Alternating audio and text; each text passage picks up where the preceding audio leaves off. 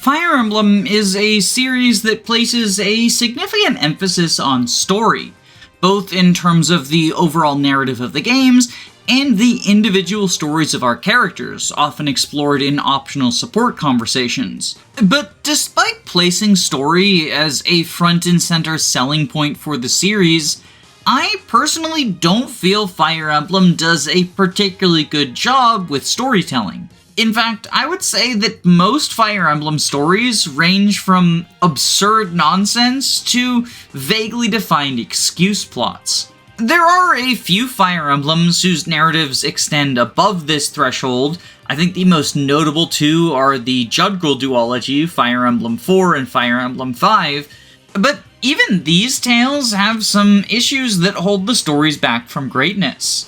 In contrast, Fire Emblem fan games oftentimes have significantly better narratives than you would find anywhere in mainline, either in the large-scale or small-scale stories. And the game that most recently drew this to my attention was Hagen White, a Fire Emblem fan game that not only has a compelling main story centered around healing magic being outlawed, but takes advantage of Telia-style base conversations to tell a number of smaller-scale character-centric stories centering around the work's overall themes of guilt, redemption, and self-forgiveness. In my main review, I didn't dive too much into the specifics of the narrative because I think the story is phenomenal and really want people to experience it for themselves. But here in a second video, I want to go over some of the major plot beats and how they sort of perfectly encapsulate gameplay story consonance in a way that mainline Fire Emblem is kind of afraid to. Before we begin, a spoiler warning. This video is going to have major story spoilers for three houses: the Morrow's Golden Country, the Hagen White, and the Last Promise. It's also going to contain minor story spoilers for Fire Emblem The Sacred Stones and Fire Emblem Path of Radiance. It also technically contains story spoilers for all three Paths of Fates, but let's be honest, you don't care about that. Very early on in the story, main character Kairi begins to suspect that there is a traitor amongst her group of friends. And in very short order, we as the audience have this confirmed to us by one of the main villains. And though we aren't made privy to the identity of the traitor, there are only a few suspects. There were only 6 people knowledgeable enough that could have betrayed us to the Inquisition. The mercenary Phobos is the obvious choice since he already ratted us out once out of fear, although in short order, the shaman Hecate also starts acting very specific. It's also worth noting that the Armor Knight Soter was a former member of the Inquisition, and the Spellsword Kairos is a current priest, so either of them could have sold us out due to their loyalty to the church. The trainee unit, Pheme, is also kind of suspicious because she's constantly poking around for more information. She claims that it's just because she likes gossip, but it is definitely the sort of thing an informant would do. Lastly, there's Redbeard, who is the character that Apate, the other protagonist, initially accuses. He has a past that is shrouded in mystery, having come from another country altogether, but Kyra vouches for him and trusts him with her life.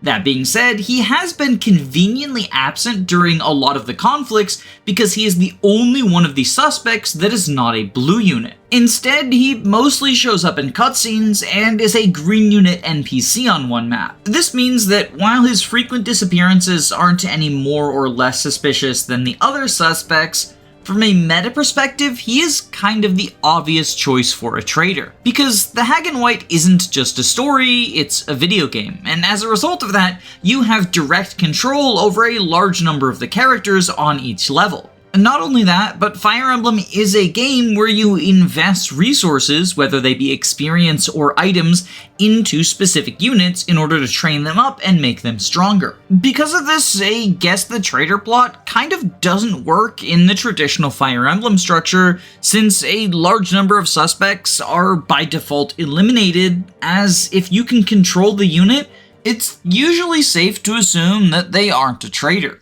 I think the best way to demonstrate the utter failure of traitor plots in Fire Emblem is to look at the one in Path of Radiance. At the end of Chapter 11, the player becomes aware that there is a spy in Ike's group who's feeding information to the Dane army, allowing them to follow him and hunt the Princess of Crimea. Nobody in the Grail Mercenaries knows about the traitors, so we don't get investigation scenes in the same way that Hag has them, but the game does drop a couple of hints for potential suspects. Volk is a mysterious and shady figure who joined your group and isn't really clear about his motivations. And the same applies to Soth, who in fact was a stowaway and is looking for someone but won't even tell you who he's looking for. Soren, Ike's closest confidant, also acts suspicious at times, and earlier in the campaign he suggested turning Alincia over to Dane. So it's definitely possible he decided to feed them information in exchange for his boyfriend's safety. But none of these characters actually end up being the traitor. Instead, that honor goes to Nasir, the captain of the boat that sailed them from Gallia to Begnion. Now, in my opinion, there's a lot of problems with the writing in this arc. Nasir's motivation doesn't really make any sense. He's betraying Ike in order to protect Enna, who is working for the bad guys so she can be near Rajan, but there's no implication that anything bad would have happened to Enna if Nasir didn't start working for Dane, and in fact, once he gets captured by the Grail Mercenaries, there's no consequences for his granddaughter either. Nasir being the only non-playable character in Ike's crew was also kind of a giveaway and undercut the mystery, so there wasn't any suspense in figuring out who was the spy, but I think the biggest issue with this traitor reveal is I just didn't feel anything about it. Nasir wasn't a character I had spent a bunch of time bonding with. Sure, he showed up in a few cutscenes, and he had some interesting views about the geopolitics of the world, but ultimately he was just kind of a guy that tagged along for a while. The characters I really bonded with were the ones on the battlefield. I felt connected to Rolf because I could rely on him to dodge lethal hits and always score critical hits against foes. I felt connected to Kieran because he got strength 5 levels in a row and blasted all of my enemies to their graves. Just by the nature of gaming as a medium, you spend far more time with the playable characters than you do the non-playable ones. And as a result of that, I felt much closer to those playable characters. But of course, that closeness is a double-edged sword, because the betrayal that would sting the most is the one that Intelligence Systems is never going to be brave enough to do. Permanently removing a blue unit from your army feels like a step too far. Even Gatre and Shannon, who desert you early on in the story due to plot events, eventually rejoin Ike's army and make up with him. Even though in Shannon's case, it makes absolutely no sense from a story or thematic standpoint. Although, in fairness, I think the unwillingness to take blue units away from the player comes in part from the audience that Intelligence Systems is attempting to court. I mentioned in my Aaron vs. Samson video how Intelligence Systems is really catering towards the completionist playthrough, and that basically killed off that archetype. And I think that same logic can be applied to Traitor Plot lines. IS isn't going to make a blue unit leave your army if they're trying to appeal to folks who just want to have a full roster. And I think the emphasis on the dating simulation aspect of things exacerbates this issue. What if the character that you decided is your waifu based on marketing material ends up being the traitor and leaves you even though you attained an S support? It's just asking for a feel-bad situation. And if you want to avoid this by locking the player out of accomplishing the support chain, it kind of just signals that the person who you can't support is the obvious traitor. Just look at Fate's Revelation. They tried to build a bunch of suspense and intrigue about, ooh, who's the traitor? Who could it be? Is it Anthony the NPC? Or is it Gunter, who you can't support? And that whole plotline was just kind of a hot mess. The hilarious thing about it, though, is that Gunter doesn't even permanently leave your army. He's not available for the one map after he reveals he's the bad guy, but then he rejoins your forces because Khorne forgives him and the power of friendship and love or whatever. So yeah, the end result of Gunter being a blue unit traitor isn't that Gunter leaves your army, but that Scarlet does. And speaking of Scarlet, I want to briefly touch upon that because while she's not a traitor, she is kind of the exception to the rule of Fire Emblem not taking away blue units. But her death was handled so poorly. Like, in theory, from a storytelling perspective, Killing off one of your allies when you go from the overworld to Vala makes sense. It raises stakes, you're on the enemy's home turf now, and it sort of adds an extra dimension to the conflict where now everyone is in danger. And because Scarlet was killed by the traitor, it does also advance the traitor storyline. The problem is, neither of these storylines are particularly well written. Scarlet's death doesn't feel impactful because she basically hasn't been present in the story up until now. She's in a cutscene with Ryoma at the end of Chapter 13, and she joins your army in Chapter 16, but she's gotten like 5 lines of dialogue total. But then suddenly, as your team is trying to enter Vala, the story shifts and puts a whole ton of focus on her for like 30 seconds with this whole flower pinning thing, and then she gets killed, and Corrin is sad because how will I tell Ryoma? A line which, by the way, does not change even if you marry Scarlet. I think if IS wanted to meaningfully raise the stakes without it being a meme-worthy moment, they should have killed off someone that Corrin, and therefore the player, care about for a longer period of time. Maybe your early servant or one of the royals gets killed. Although, I'll be honest, even if they killed off someone who felt more impactful, I feel like the writing around Fates is beyond salvaging, so I'm not sure that this would fix the story. Especially since it's their 3rd attempt at telling a compelling narrative in this world, and all of them fell flat. Cause, yeah, I'm not letting Birthright or Conquest off the hook either. In fact, Birthright also has a traitor plot in it. 2 of them, in fact. The first is Zola, who is the boss of Chapter 9, but claims to join Corrin after you defeat him, although he is secretly leading Corrin into an ambush at the Opera House, but of course he gets executed by Garen because Garen is sick of his attitude. I don't know, it's stupid. But the second and dumber one is Takumi is actually a traitor. He gets mind-controlled into being a traitor, and this is actually the 3rd time that he gets mind-controlled throughout the Birthright campaign, because he's mind-controlled before you recruit him, and then he's mind-controlled in Pleasure Palace, which is what stops him from being able to participate in that battle, and then finally, like, it turns out he was the traitor, and he was mind-controlled the whole time, just always off-screen, giving information. I don't fucking know. Fates is stupid. I'm moving on. We're not talking about Fates anymore. Let's talk about Sacred Stones. Because Sacred Stones also has a traitor in it, although I wouldn't really say it has a traitor plot.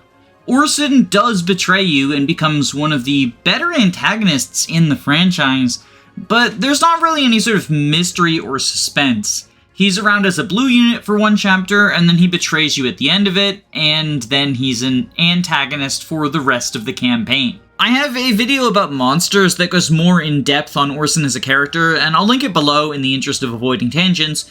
But the only really impactful thing about Orson's betrayal is that you get to control him for a single chapter, and then he gets taken away from you. I would think that only getting to bond with him for a single chapter would soften the blow of permanently losing a blue unit, but every time Orson has come up in a community tier list, or even my own personal tier list, people kind of go ballistic. And so this really enforces my theory that when a game takes a blue unit away from you, it's inevitably going to conjure some strong feelings.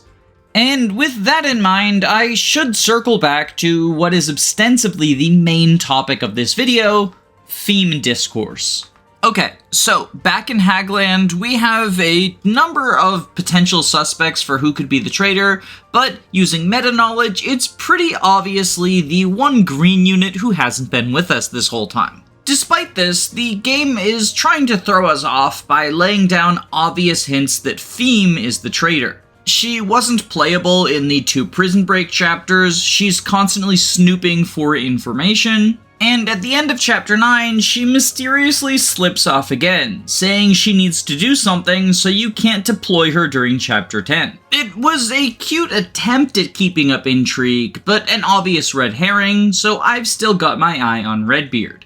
And, well, I was halfway right, because Pheme was a red herring for the traitor plot, but her absence in Chapter 10 wasn't just meant to build up that intrigue. Because upon completing the level, our squad leaves the castle and finds Pheme's dead body on the ground just outside.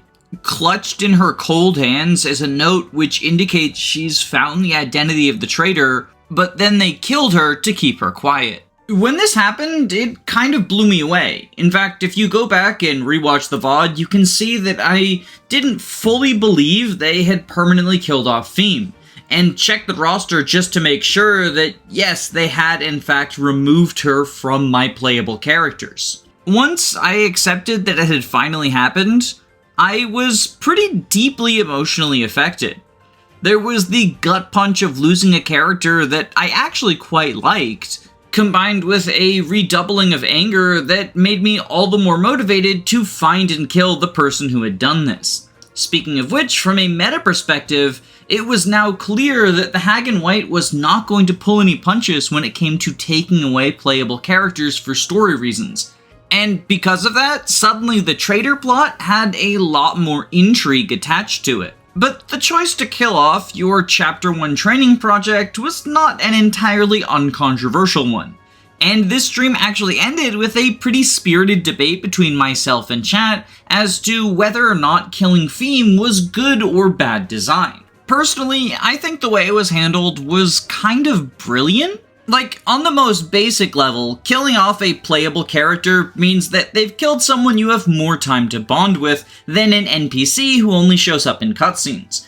And in fact, Pheme's gameplay was a big part of why I felt so bonded to her. Sure, the cutscenes where she is a rapscallion child were kind of charming, but it was brought to a whole nother level thanks to the fact that she's a training project with really big growths who consistently didn't proc them.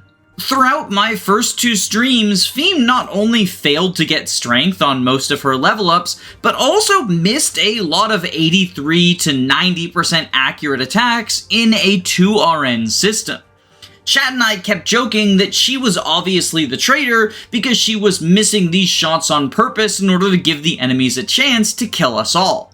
And because of her status as a running joke, I continued to field her and trained her up from trainee to archer until she was actually one of the stronger units in my army. By the time she was a level 15 archer, she could reliably delete basically anything I pointed her at.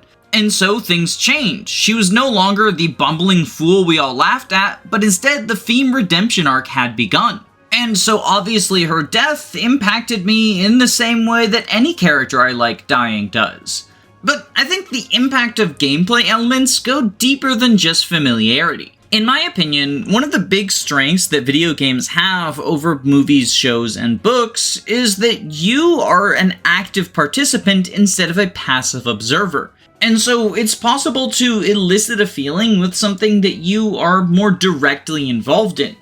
In this case, the feeling they're going for is a gut punch, the feeling of loss. And so taking away one of your playable characters accomplishes that in a much more significant way than if simply a green unit who had been traveling with us had gotten killed to raise the stakes. The traitor didn't just sabotage Kira, he also sabotaged me. I had fed a secret book to Pheme because of her aforementioned accuracy issues. And so the traitor killing Pheme off meant that that resource was a wasted investment. And the same goes for all of the experience that I fed to this trainee unit. We get a mirroring of the tragedy that Pheme's potential was cut short because she died as a child, alongside Pheme's potential as a unit being cut short because she died at the end of her training arc. And speaking of that training arc, I think Pheme being a trainee is probably the best role that you could have given to the designated death character. You see, the argument of Pheme's death being a great narrative beat only really works if you care about the narrative in Fire Emblem. If you are coming to these games simply so that a collection of ones and zeros can attack a different collection of ones and zeros, then you don't really get invested in characters, and instead might be kind of bitter at the game trying to make you feel emotions beyond just the joy of watching the blue units kill the red units. But the Zero to Hero trainees tend to be the purview of the more casual fan. If you're just invested in getting from start to end, then using all of the powerful pre-promoted units is typically going to be the strategy you go for. Pheme's death, therefore, can give the intended effect to the story enthusiasts without dragging down the elitist LTCers. And the game even includes several countermeasures to soften the blow for anyone who is building their team around Pheme. In Chapter 9, the pre-promoted sniper Fia joins, and she is actually force deployed in her first map. You have to use her, so you might as well get her a few kills. Then, during Pheme's forced absence in Chapter 10, if you really want a sniper on your team, Fia is right there. It's possible that you trained up Pluto or Vasilki and therefore don't need this butch bow lady, but if you want her, she's there to fill in Pheme's absence. And since Pheme's absence becomes permanent at the end of Chapter 10, it's kind of a good opportunity to just replace her with the promoted version of her. Fia and Pheme even have similar stat spreads, with both of them focusing on all-out offense while being pretty defensively frail. And even if for some reason you sent Pheme Fighter instead of Archer, you get Hestia in Chapter 11, who is similarly just a perfect replacement for the trainee. Of course, even if Pheme's death doesn't screw up your team composition, it is possible that you've invested resources in her that you just won't get back. I mentioned already that I gave her a secret book, and there was also a goddess icon available, as well as a seraph robe, and at this point in the game, you had 3 early master seals available as well. Plus, there's any experience you fed into her. As many Fire Emblem fans will remind you, experience distribution itself is a form of investment. And these all sound like solid arguments, but I think on closer inspection, they don't really hold up to scrutiny. The Goddess Icon and Secret Book are not very high value stat boosters, so if you gave them to Pheme and it's a completely lost investment, it sucks, but I don't think it's such a huge deal as to warrant a reset to the start of the game. And the Seraph Robe is something that I think is unlikely to be given to the frail archer anyway. She's not exactly trying to take hits on enemy phase. She deletes foes without counter, but she's incredibly frail if anyone attacks her. The robe itself doesn't really make any difference in terms of bulk thresholds, and is much better saved for an armor unit like Alonzo or Soter. As far as the early Master Seal is concerned, it actually gets refunded to you if you fed it to Pheme. It's clear that Saint Rubinio considered this to be a high value resource and didn't want the player to potentially waste it on a unit who was not going to be sticking around. And honestly, I think that is a very appreciated bit of design. Now, any experience you give to her doesn't get refunded, but I'll be honest, I think Fire Emblem fans vastly overestimate the importance of exact experience distribution. Sure, in certain challenge runs, especially low turn counts, it's important to meet specific thresholds at specific times, and there you might want to hyper-manage your experience distribution, but in a more casual playthrough, it really doesn't matter all that much. You do want to make sure that the unit you're training up gets some amount of experience, but ultimately any kills that you fed to Pheme aren't a huge loss. Think of it in the same way as letting your Jagan get some kills just to make the early game easier. You're not going to be soft-locked on the final map just because your benched Phobos didn't reach 2020. And speaking of the bench, I think this is another good point to bring up in regards to Pheme's death. Most Fire Emblem games, including Hag, give you far more units than you can field. At the time of Pheme's death, you are only allowed to deploy 13 units. Those being your 2 lords and 11 others of your choice. Personally, I found myself benching a number of characters that I wanted to use in both of my playthroughs. Not being able to use Pheme like I planned to did suck, but it gave me room to make new favorites like Jane or Alonzo. And for what it's worth, in my second playthrough, I did use Pheme long term. Because, as it turns out, her death is not predetermined. If you are playing on a New Game Plus feature, you can actually save her life. All you have to do is promote her before the event where she gets killed. And instead of dying, she is knocked into a coma for a significant portion of the game, and only rejoins you after the traitor has already been revealed. This feels like a very elegant solution for have your cake and eat it too.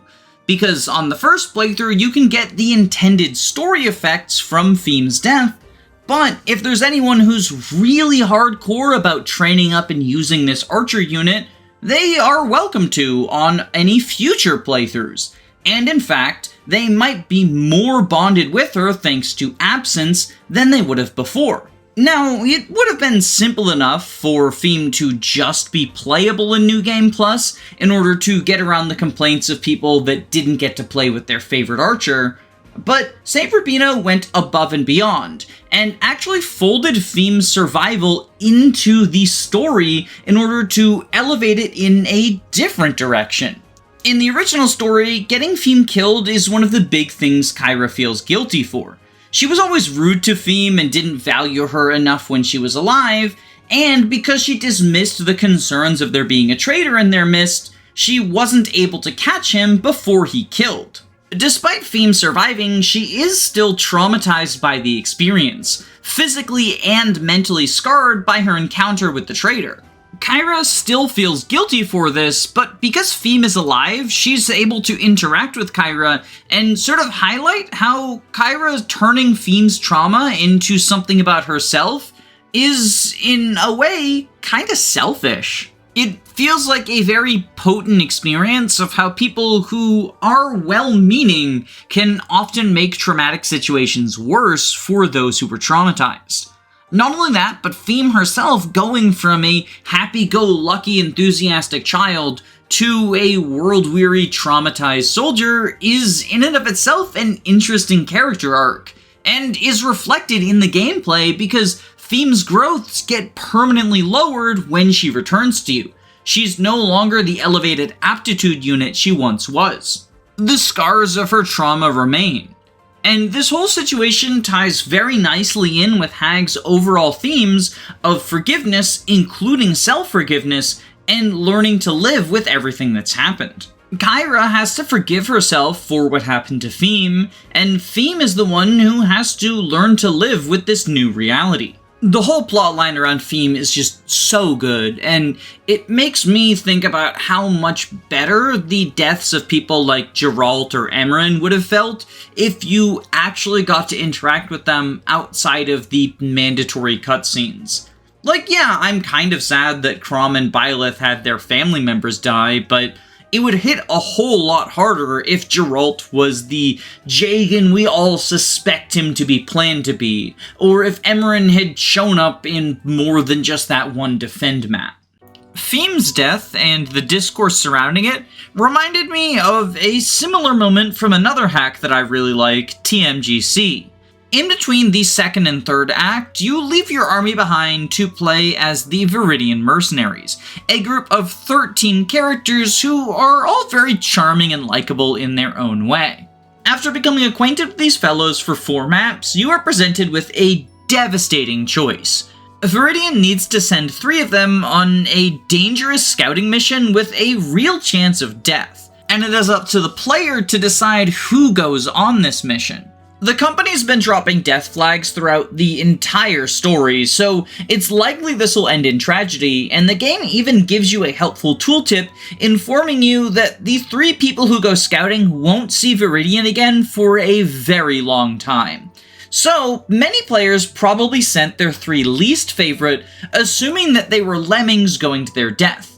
But in a twist, it's actually the reverse. While the scouts are away, Viridian's mercenaries are attacked by an unexpected and overwhelming force, and there are no survivors. So the only 3 Viridian mercenaries that make it to the end credits are the 3 you sent away on a scouting mission.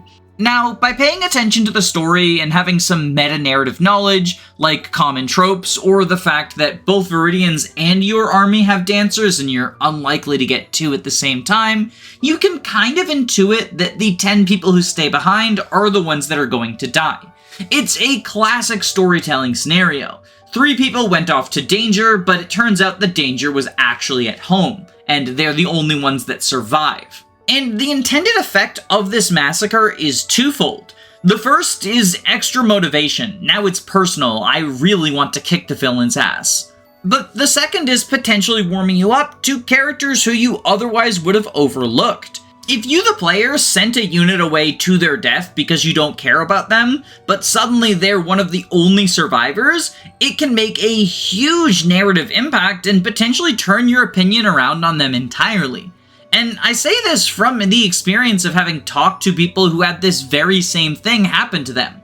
Unpromoted Wilhelm or Manfred shows up in chapter 23, and suddenly now it is their mission to personally kill the final boss. I also think that the potential misleading on the part of the game further emphasizes the tragedy. Not only because it makes it likely that the people who died are someone you potentially cared about, but also because it makes the player feel like they were tricked in the same way that Viridian was. Viridian's mercenaries were caught off guard in the moment of their death, so the player being caught off guard by their death sort of fits. It very much lines up with what I was saying about how games can make you feel something because you're an active participant.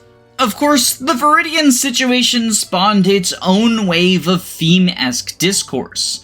Although, in this case, I would say people were significantly less civil about the Viridians than they were about Pheme, at least from my observation. And look, I understand feeling betrayed or upset by the events of the story. In fact, that is the feeling that the story is going for. But the idea that it is bad game design or bad storytelling to kill off a character or unit that you like is, to be frank, a little bit childish in my opinion. These sorts of tragedies, bad things happening to people you care about, are necessary for a story to feel like it has any amount of stakes. Every single likable character having perfect plot armor doesn't make for good storytelling.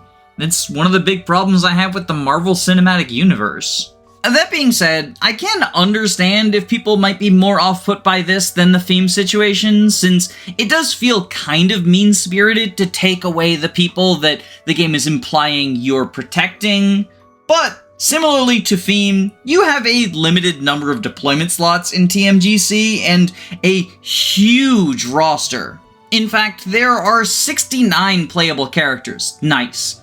So I think you'll be able to fill out a full team of 18 without any problems, even if you don't use your Viridian scouts. But as much as the deaths of Pheme or the Viridians make me sad, the biggest emotional gut punch I've gotten from reading a Fire Emblem story has to be when Hag's traitor finally revealed himself. Because it was Soter, the Armor Knight, all along. Yes, despite being one of the 4 blue units who's been with us since the prologue, Soter betrayed the company and actually becomes one of the secondary antagonists, and in fact is so story relevant that he not only shows up frequently in cutscenes, but he's the second to last boss of the game. Truth be told, after Pheme's death, I suspected that Soter was the traitor just based on some of his behavior in cutscenes and base conversations. But I had also invested a lot into him. I'd given him my first Master Seal and a couple of stat boosters, so I was kind of hoping that I was wrong about that. He was one of the better units on my squad, as he was incredibly bulky even before I gave him the Seraph Robe and Draco Shield, and this wasn't an accident. Soter has the highest defense growth of all of the non-Goto characters in the cast, and in a game where the gimmick is you only have one staffer for the majority of the campaign, not needing to be constantly healed is a valuable attribute. I suspect I'm not the only person who invested in Soter before the reveal and got stung even harder by the fact that one of my favorite units and favorite characters turned out to be the baddie. Even beyond the gameplay implications, Soter's personality just begs you to invest in him. He's a very meme-worthy, honor above all knight, with an incredibly funny face and charming interactions with the others, where he proclaims being on a noble mission as a holy knight who cares about honor. The irony being that his betrayal reveals that it was all a lie. I mean, he claims to care about honor, but ratting us out to the Inquisition and kidnapping my sick brother in the process is about the most dishonorable thing that any villain does. And in truth, as is revealed towards the end of the game, Soter just wanted to feel superior to people. He feels he's better than others and wants his position in reality to reflect that, and is willing to do whatever is necessary to get into a position of superiority. Honestly, even if it weren't for the blue unit betrayal, I think Soter would work as an incredibly compelling villain. But him being someone who literally worked with you, the player, rubs extra salt in the wound of all the despicable acts that he did. And his leaving you is a lot crueler than Pheme's. Where Pheme refunds the Master Seal, Soter does not. And where Fia shows up as a replacement sniper for Pheme, there isn't really an equivalent to Soter.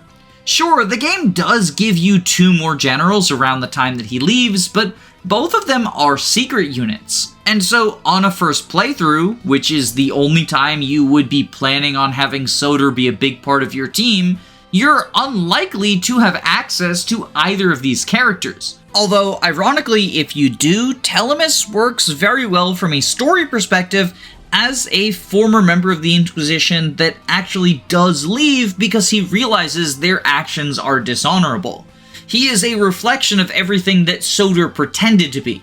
Soter's lie is his truth. And this actually leads to some very interesting interactions between Telemus and Kyra, where she doesn't fully trust him, but she knows that that isn't fair. Really good stuff, as is to be expected from a hack as well written as Hag. But from the player's perspective, Soter's betrayal still stings, especially if, like me, you hyper-invested in him. And I can understand if players are off-put by this. It always feels bad when you get tricked through no fault of your own into giving up important resources. But I would argue you aren't as handicapped by the absence of Soter as you might think.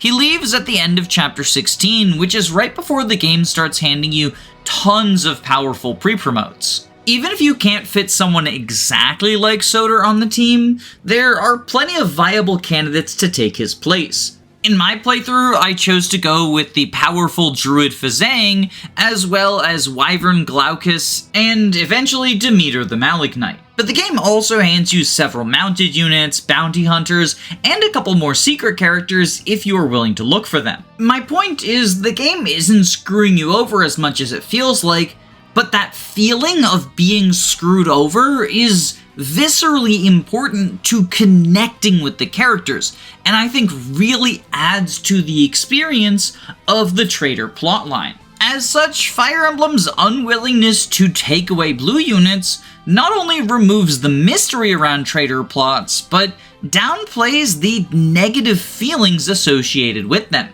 I don't really care that Nasir's the traitor, not only because it was pretty predictable, not only because I didn't know him very well, but because his betrayal ultimately doesn't impact me whatsoever. I mean, that's a bit of an overstatement. When I played Path of Radiance, I cared about how Ike felt, and so clearly I felt bad that Ike felt betrayed, but I still didn't have the same connection to those feelings that I did when Soter betrayed Kyra, because Soter was also betraying me.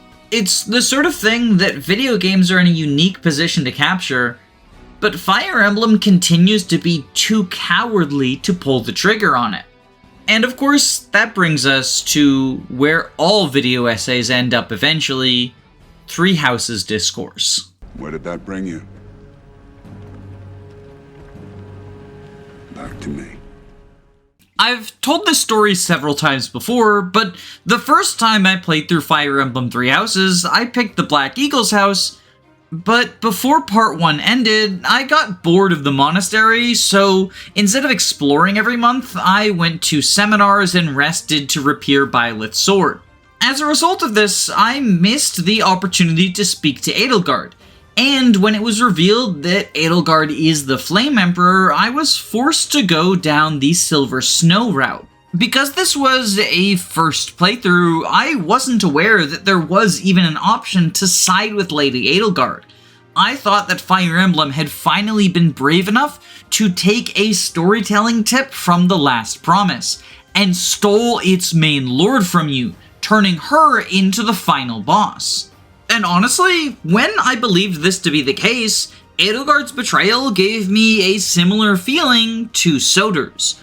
Although Soter's betrayal is also elevated by the phenomenal writing behind Hag and White, which blows the storytelling of Three Houses out of the water. Still, I was impressed and excited that Intelligent Systems was willing to do such an extreme traitor plot. And I thought such a bold decision was a positive sign for the future of Fire Emblem storytelling.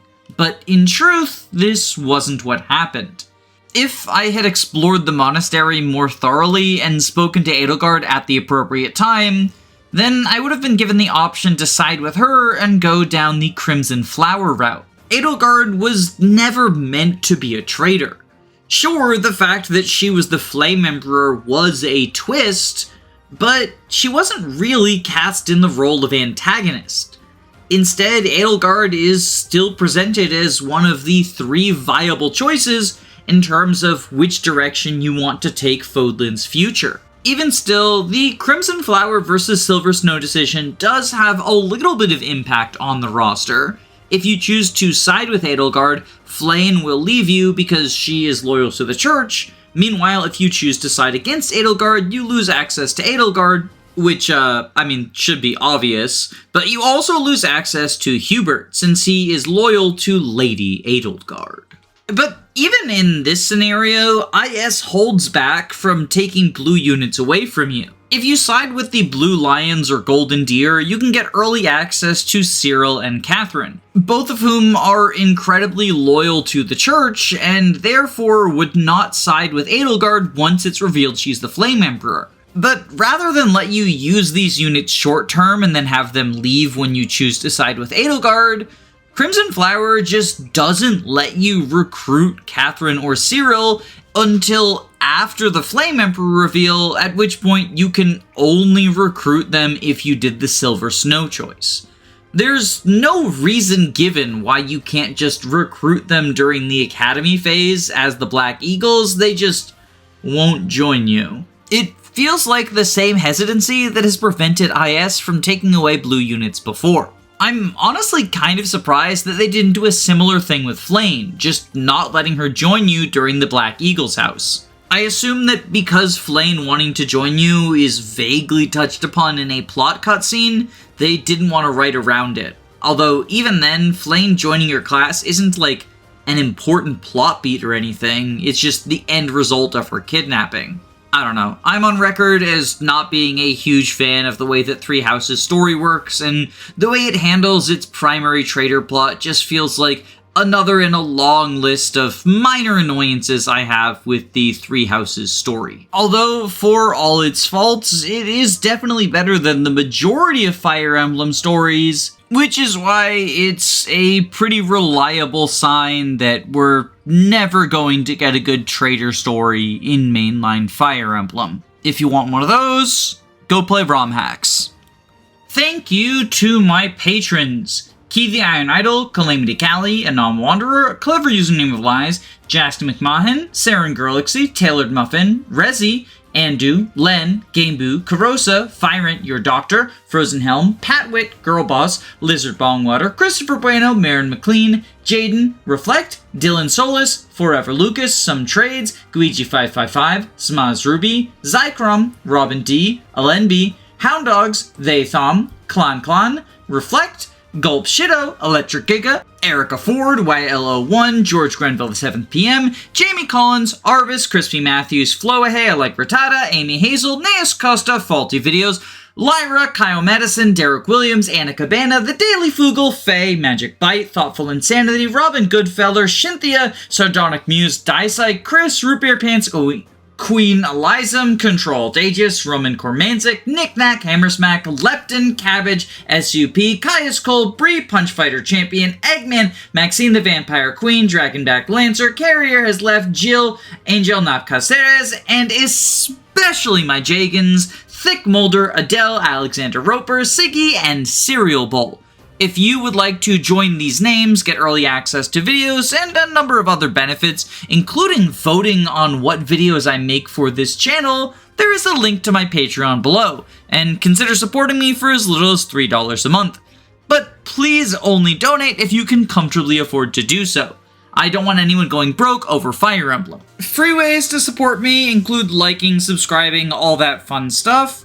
But regardless of what you choose to do, I hope you have a wonderful day. Stay safe, gamers.